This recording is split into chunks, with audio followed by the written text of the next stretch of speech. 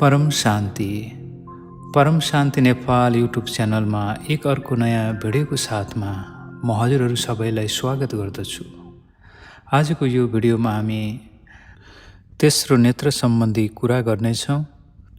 अनन्त भाइजीको प्रश्न र बापुजीको जवाफलाई समेटेर बनाइएको यो भिडियो अत्यन्त ज्ञानवर्धक छ। अवश्य पनि अन्तसम्म हेर्नुहोला। अनन्त भाइजी बापुजीलाई प्रश्न गर्नुहुन्छ, परम शान्ति बापुजी, आज हामी तेस्रो नेत्रको बारेमा जान्न चाहन्छौँ। तेस्रो नेत्र के हो? दुनियाँमा मानिसहरूले आफ्नो अवधारणा दिएका छन्। तेस्रो नेत्र कसरी खोल्न सकिन्छ?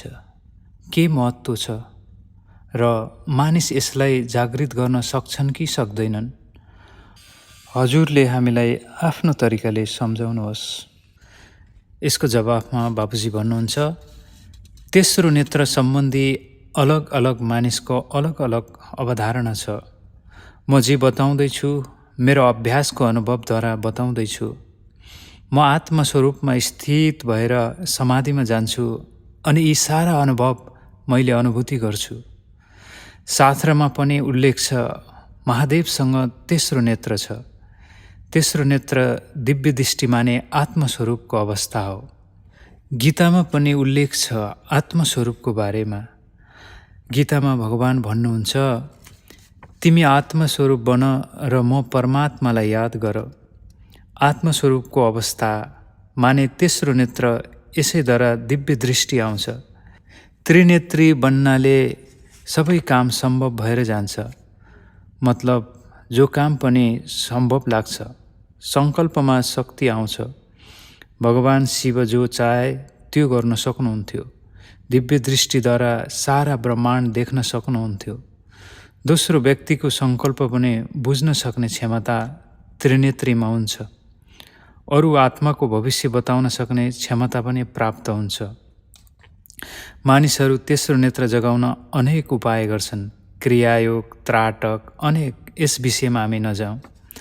तेस्रो नेत्रको जगाउनुको मतलब आत्मस्वरूपमा स्थित हुनु हो। गीतामा यसलाई स्थित प्रज्ञ अवस्था पनि भनिएको छ। स्थित प्रज्ञ अवस्था माने आत्मस्वरूपको अवस्था। भगवान कृष्ण सर्वशक्तिमान परमात्माको अलमाइटी अथोरिटीको अवतार हुनुहुन्छ। गीता ज्ञान उहाँले दिनुभएको हो। यसको मतलब गीता ज्ञान सर्वशक्तिमान परमात्मा अलमाइटी अथोरिटीले दिनुभएको हो। तेस्रो नेत्र खोल्नको लागि मानिसहरू कुण्डलिनी जागरण गराउन लाग्छन्। विभिन्न ठाउँमा विभिन्न अभ्यास गर्छन्, तर यसबाट केही फाइदा हुन सक्दैन। सन्त महात्मा युगान्तरसम्म तपस्या गर्थे, तर पनि कसैको तेस्रो आँखा खुलेको प्रमाण कहीँ पनि मिल्दैन। आत्मा शब्दको सुरुवात पनि भगवान कृष्णले नै सुरु गर्नुभएको हो। विभिन्न उपायद्वारा चक्र जागृतमा लागि पर्छन्, तर आठौँ आज्ञा चक्र त जागेको प्रमाण कहीँ छैन। गीतामा भगवानले छोटो र मिठो तरिकाले भन्नुभएको छ, आफूलाई पहिले चिन। आफूलाई चिनेपछि परमात्मालाई पनि चिन्न सक्छौ। म को हो? कहाँबाट आएको हुँ? जीवनको लक्ष्य के हो? यी प्रश्नको जवाब खोज्न अति जरुरी छ। आज जो आत्मस्वरूपमा स्थित हुन चाहन्छन्, 2 मिनेटमा म केही बताइदिन्छु। आत्मा सेतो प्रकाश अर्थात् व्हाइट लाइट जस्तै चम्किलो दिव्य बिन्दु स्वरूपमा छ। धेरैलाई यो कुरा थाहा छैन। आत्माभित्र नै मन, बुद्धि र संस्कारको रेकर्ड छ। आत्माभित्र मन, मनभित्र बुद्धि र बुद्धिभित्र संस्कार छ। कर्मको हिसाब अनुसार संस्कार बन्छ। मस्तिष्कको मध्य भागमा जहाँ हामी तिलक लगाउँछौँ, यसैको सिधाभित्र आत्माको निवास छ। मस्तिष्क चलाउने काम आत्माले गर्छ। आत्मज्ञान त सबैलाई थाहा छ, म आत्मा हुँ भनेर, तर आत्मस्वरूपको अनुभव कसैमा छैन। आत्मस्वरूपको अभ्यासको लागि सेतो बत्तीको पनि प्रयोग गर्न सकिन्छ। सेतो बत्ती जस्तै मेरो मस्तिष्कको भित्र मेरो आत्मा पनि चम्कँदैछ। यो भावले बत्ती त्राटकबाट सुरु गर्न सकिन्छ। यो जरुरी यसकारण छ कि आत्मामा परमात्माको पावर प्राप्त गर्नको लागि आत्मस्वरूपको अनुभूति अत्यन्त जरुरी छ। त्यसैले गीतामा पनि भनिएको छ, आत्मस्वरूप बन अनि परमात्माको याद गर। आत्मस्वरूप अर्थात् तेस्रो नेत्र प्राप्त गर्न धेरै मेहनत र निरन्तर अभ्यास हुनुपर्दछ।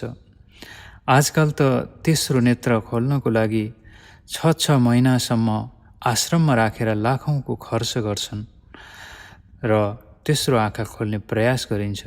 तर कसैको पनि आत्मस्वरूप प्राप्त भएको मलाई थाहा छैन। मैले कुनै पनि शास्त्र पुराणमा भेटेको पनि छैन। आजसम्म कसैको तेस्रो नेत्र खुलेको थियो भनेर काहीँ पनि जानकारी पनि छैन। अनन्त भाइजी फेरि यसमा थप्नुहुन्छ, बाबुजी यो त ज्यादाभन्दा ज्यादा बस भविष्य देख्न सक्दथे। योगानन्द परमहंसको किताब बायोग्राफी अफ योगीमा पनि यो बताइएको छ कि गुरुत्व बलभन्दा माथि हावामा उड्थे। कोही एकै समय 2 ठाउँमा देखिन्थे। हर साधुको आफ्नो आफ्नो चमत्कार बताइएको छ। यो कुरा लगभग 250 वर्ष पहिलेको हो भन्ने उल्लेख पाइन्छ। करोडौँ मानिसले यो किताब पढेका छन् र यो चमत्कार मानिसहरू दोहोऱ्याउन चाहन्छन्। फेरि बाबुजी थप्नुहुन्छ, जो उनीहरू क्रियायोग गर्थे, चमत्कारको कुरो मैले धेरै भिडियोमा भनिसकेको छु। चमत्कार आम मानिसहरू गर्न सक्दैनन्। खासमा गीताको ज्ञान कसैले पनि राम्रोसँग बुझ्न सकेनन्। यी सारा कुराको रहस्य गीतामा छ। मतलब चमत्कार गर्नेवाला सूक्ष्म जगतको आत्माहरू हुन्छन्। कहीँ योग निन्द्राको अभ्यास हुँदा त्यहाँ सूक्ष्म जगतका आत्माहरू नजिक आउने गर्छन्। यसको मतलब हर ठाउँमा सूक्ष्म जगतका आत्माहरू छन्। फेरि अनन्त भाइजी थप्नुहुन्छ, यो यसरी बुझौँ कि टाढा देशमा कोही हस्पिटलमा बसेको मानिस छ। उसलाई त्यहाँ के हुँदैछ यो कुरा कहीँ टाढाबाट देख्न सक्छन् र भविष्य देख्ने यो घटना उनीहरू सोध्दछन्। यो ठुलो उपलब्धि हो। बापुजी थप्नुहुन्छ, कालो पट्टी आँखामा राखेर हिँड्ने पढ्ने गर्छन्। यस विषयको बारेमा मैले पहिले नै भनेको छु। जो सुपर वुमनको कुरा गर्छन्, प्राकृतिक रूपमा यो काम हुँदैन। सूक्ष्म जगतको आत्मा कसैलाई प्रसिद्धि दिलाउनको लागि यो काम गर्छन्। हेर, यसको मतलब आफूले आफैलाई चिन्नु, दोस्रो व्यक्तिको बारेमा जानेर के गर्ने? कसैले चमत्कार गरेर दुनियाँ बदल्न सक्ने छैन। मनुष्यलाई 50औं आत्मा उपस्थित भएर हावामा उडाउन सक्छन्। यो त जादुगर पनि गर्छन्। हावामा उड्ने, पानीमा कुद्ने, यसबाट कसैको फाइदा देखिँदैन। अनन्त भाइजी थप्नुहुन्छ, दुनियाँमा यस्ता घटनाहरू घट्छन् जुन विज्ञानले पनि आफ्नो धारणा दिन सक्दैनन्। यी छाडौँ, वास्तविकता रियालिटीको बुझौँ। बापुजी फेरि भन्नुहुन्छ, यो सबैको चक्कर छाड। हामीसँग धेरै ज्ञान सागरको भिडियो छन्। भिडियो हेर्नु, सबैलाई थाहा हुन्छ ज्ञान कति छ। सिद्धिको पछाडि लागेर केही पनि मिल्नेवाला छैन। सिद्धि प्राप्त गरेर के गर्छौ? सिद्धिले परमधाम जान्छौ र? विश्वमित्रले 1000औं सालसम्म तपस्या गरेर स्वर्गसम्म पनि पुग्न सकेनन्। विशङ्खु बनेका थिए। यी सबै चमत्कार फाल्तुका हुन्। सिर्फ आत्मा र परमात्माको यी 2 चक्करमा पर। म एक आत्मा हुँ, मस्तिष्कको बीचमा छु। प्रकाश अर्थात् लाइट स्वरूपको बारेमा मैले कयौं बार विधि बताएको छु। आत्मस्वरूप भनेको आफ्नो बारेमा जान्नु हो। आत्मस्वरूपको अनुभूति होस्, यसको लागि खाँदा, बस्दा, सुत्दा, उठ्दा, हिँड्दा हर पल अभ्यास गर्न जरुरी छ। अर्थात् स्थित प्रज्ञ अवस्था। यो अवस्था भयो भने आत्मस्वरूपको अनुभव हुनेछ र माथिभन्दा माथि परमात्माको याद गर्नाले, अर्थात् सर्वशक्तिमान परमात्मा अलमाइटी अथोरिटीसँग सिधा योग बलद्वारा शक्ति प्राप्त गर्न सकिन्छ। अनन्तकोटी ब्रह्माण्ड आकाशगङ्गा छ। अनन्त आकाशगङ्गा मिलेर युनिभर्स बनेको छ। युनिभर्स मिलेर ग्रेट ग्रेट युनिभर्स अनि मल्टिभर्स, ग्रेट ग्रेट मल्टिभर्स बनेको छ। यस विषयमा हाम्रो च्यानलमा धेरै भिडियोहरू छन्। को हो अल्टिमेट गड, सर्वशक्तिमान परमात्मा अलमाइटी अथोरिटी को हो? पहिलो यो जान्नु जरुरी छ। पहिलो विषय ज्ञान हो भनेर जान्नुपर्छ। अनन्त भाइजी फेरि थप्नुहुन्छ, यसको मतलब तेस्रो नेत्र दिव्य ज्ञान, यसैबाट आत्मा परमात्मासँग जुट्नेछ। यदि दिव्य ज्ञानद्वारा दिव्य दृष्टि प्राप्त छ भने। फेरि बापुजी थप्नुहुन्छ, मैले कसरी प्रयास गरेँ दिव्य दृष्टि प्राप्त गर्न, म त्यो भन्छु। म घर गृहस्थ संसारमा रहेर पनि, इन्कम ट्याक्स लयर वकिल भएर पनि मैले आत्मस्वरूपको धेरै प्रयास गरेँ। दिनरात कैयौँ साल लाग्यो र आत्मस्वरूपको अनुभव यति राम्रो भयो कि मेरो जीवन नै लौकिकबाट अलौकिक बन्यो। आत्मस्वरूपमा निश्चय बुद्धि धेरै आउँछ कि तिमी जो चाहन्छौ त्यो गर्न सक्छौ, किनकि आत्मामा सारा रेकर्ड पहिलेकै हुन्छ। साधारण आत्मा यो गर्न सक्ने छैन। मैले आत्माको धेरै प्रकार बताएको छु। कमजोर आत्माले होइन, उच्च कोटिको बेहदको आत्माले सारा काम गर्नेछन्। बेहदको आत्माले सर्वप्रथम आत्मस्वरूपमा हुनेको पुरुषार्थ गर्नेछन्, ज्ञान सुन्नेछन्। पहिले त ज्ञान लिनेछन्, म को हुँ, हु इज द अलमाइटी, जान्नेछन्। शिव, महाशिव, परम महाशिवको चक्करमा पर्ने छैनन्, सिधा अलमाइटी अथोरिटीको चक्करमा पर्नेछन्। बेहदको विश्व कति ठुलो छ, साइन्सका हिसाबले र शास्त्रको हिसाबबाट पनि अनन्त कोटि ब्रह्माण्ड, ग्यालेक्सी, युनिभर्स, मल्टिभर्स के हो? यसको माथिको बेहदको विश्व, बेहदको दुनियाँ छ। आत्मा र परमात्मा, परमात्मा मतलब अलमाइटी अथोरिटी। मैले पनि आत्मस्वरूपको प्राप्त गर्नको लागि धेरै पुरुषार्थ गरेँ, कर्मयोगी जीवन बिताए। लौकिक संसारमा जो हाम्रो रचना छ त्यसलाई छाडेर भाग्ने कुरा पनि त भएन। गौतम बुद्ध, महावीर स्वामी घर बच्चा छोडेर जङ्गल गए। हाम्रो त जिम्मेवारीदेखि भाग्ने होइन। गीतामा पनि भनिएको छ, गृहस्थ आश्रम सबैभन्दा उत्तम आश्रम। कर्मको बन्धनको कारण गृहस्थमा हुनेहरू आत्मस्वरूपको अभ्यास गर्नुहोस्। तेस्रो नेत्र जाग्नेछ र दिव्य दृष्टि पनि आउनेछ। अनन्त भाइजी फेरि सोध्नुहुन्छ, बाबुजी कसैको आत्मस्वरूपको अभ्यास पूर्ण अभ्यास भयो भने के अनन्त ब्रह्माण्डसँग उसको कनेक्सन हुन्छ त? यसको जवाफमा बापुजी भन्नुहुन्छ, राम्रो प्रश्न। यदि कसैको आत्मस्वरूपको अनुभूति भयो भने ऊ यस ब्रह्माण्डको आत्मा हो भने पुरा ब्रह्माण्ड देख्नेछ, किनकि आत्मामा यस ब्रह्माण्डको रेकर्ड अलरेडी छ। ग्यालेक्सीको आत्मा हो भने, महाशिवको स्तरको आत्मा हो भने महाब्रह्माण्ड देख्नेछ। युनिभर्सको आत्मा हो भने युनिभर्स देख्नेछ र मल्टिभर्सको आत्मा हो भने मल्टिभर्स देख्नेछ। यदि ग्रेट ग्रेट मल्टिभर्स भन्दा पनि माथि बेहदको कलाको ब्रह्माण्डको आत्मा हो भने बिस्तार बिस्तार बेहदको कलाको ब्रह्माण्ड पनि देख्नेछ।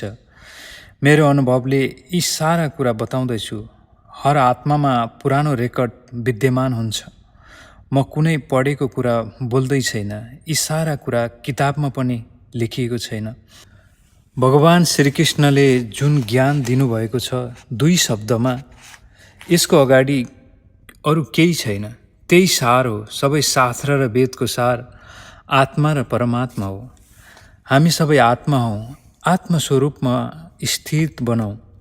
सूक्ष्म शरीर, कारण शरीर, महाकारण शरीर जगाएर बेहदको पनि बेहदको परम परम परम शान्ति छ भन्ने भाइब्रेसन निरन्तर फैलाउँ। यसबाट घर पनि मन्दिर बन्नेछ। घरको भाइब्रेसन पनि परिवर्तन हुनेछ, वायुमण्डल पनि परिवर्तन हुनेछ। घरका मान्छेहरू पनि सुखी अनुभव गर्नेछन्। सुखी हुनेको बाटो नै परम शान्तिको भाइब्रेसन फैलाउनु हो। अनन्त भाइजी फेरि थप्नुहुन्छ, आत्मस्वरूपको प्राप्तिले परमात्मासँग योग जोडिनाले दिव्य दृष्टि मिल्नेछ, जसले हाम्रो आत्माको रेकर्ड खुल्नेछ र आत्मा आफ्नो ओरिजिनल स्वरूपको जान्नेछन् र परमात्मा स्वरूपको प्राप्त गर्नेछन्। बाबुजी फेरि थप्नुहुन्छ, आत्मा नै सिधा परमात्मा बन्न सक्छ। परम प्रकाशले बनेको आत्मा जब खुल्छ तब प्रकाशको तेज सबैतिर फैलिन्छ। मतलब उच्च कोटिको आत्मा जो परम आकाश तत्त्वको होइन। जब आत्मा स्वरूपको प्राप्ति हुन्छ, उसको सहस्रागार चक्र पनि खुल्छ। मतलब सिधै उसको एन्टिना एक्टिभ हुन्छ। सहस्रागार खुल्नाले माथिको भिजन पनि देख्न सुन्न सक्ने क्षमता आउँछ। आकाश गङ्गा युनिभर्स देख्नेछ, मल्टिभर्स पनि देखिनेछ, आभामण्डल पनि धेरै बढ्नेछ, सङ्कल्प सिद्धि पनि आउनेछ र निसङ्कल्प अवस्थाको पनि प्राप्ति हुनेछ।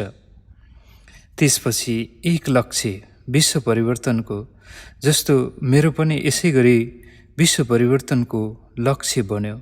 दुनियाँ कसरी बदल्ने हो मैले सिकेँ। सो परिवर्तनबाटै विश्व परिवर्तन हुन्छ।